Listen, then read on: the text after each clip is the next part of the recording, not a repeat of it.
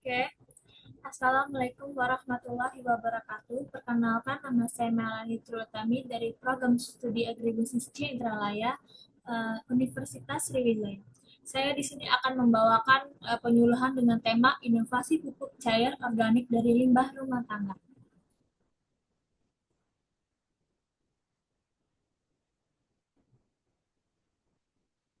Oke, latar belakang. Sekarang ini petani masih banyak yang bergantung pada pupuk kimia, padahal harga pupuk kimia ini semakin mahal dan ketersediaannya kadang terbatas. Di sisi lain, limbah rumah tangga seperti sayur, kulit buah, dan kotoran ternak sering dibuang begitu saja tanpa dimanfaatkan. Dari masalah ini, muncul ide untuk mengembangkan limbah tersebut jadi pupuk cair organik. Selain bisa menekan biaya, juga bisa bantu menjaga kebersihan lingkungan dan meningkatkan kesuburan tanah secara alami. Penyuluhan ini dilakukan supaya petani bisa lebih paham tentang manfaatnya limbah organik. Lewat kegiatan ini, petani diajak belajar langsung cara membuat pupuk cair sendiri dengan bahan yang mudah ditemukan di sekitar rumah. Seperti contoh, beberapa tujuan utama dari kegiatan ini yaitu mengurangi ketergantungan terhadap pupuk kimia, meningkatkan kesadaran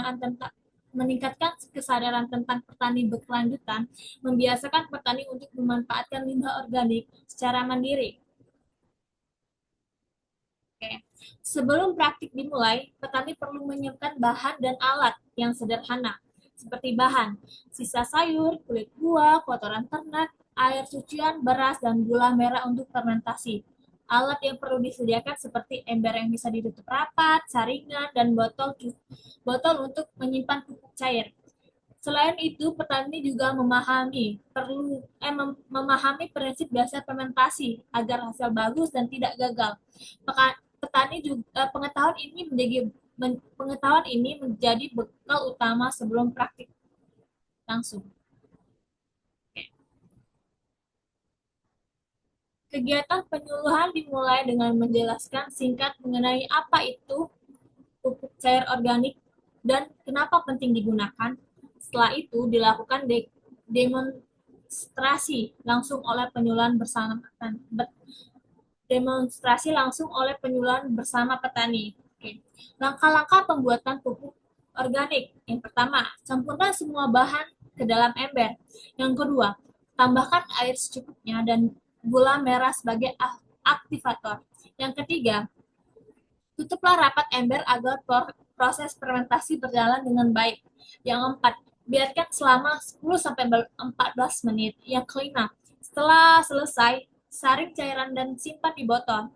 Yang keenam, di akhir kegiatan penyuluhan dan petani melakukan evaluasi bersama untuk melihat hasil fermentasi dan membahas cara pemakaian tepat di lahan pertanian. Selanjutnya, kayak ini. Dari kegiatan penyuluhan ini, petani mendapatkan pengalaman langsung dan membuat pupuk cair organik. Mereka jadi tahu bahwa sederhana di rumah bisa diubah menjadi pupuk yang berguna. Memanfaatkan yang Manfaat yang dirasakan antara lain: satu, biaya pembelian pupuk bisa berkurang; yang kedua, tanah lebih subur dan tidak cepat rusak; yang ketiga, lingkungan sekitar jadi lebih bersih karena limbah dimanfaatkan. Dengan begitu, petani lebih mandiri dan tidak produk eh tergantung pada produk kimia.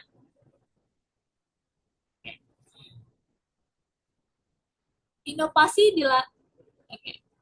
Inovasi ini lahir dari hal sederhana, yaitu memanfaatkan yang bisa dibuang, tapi kalau diterapkan secara luas, hasilnya bisa luar biasa.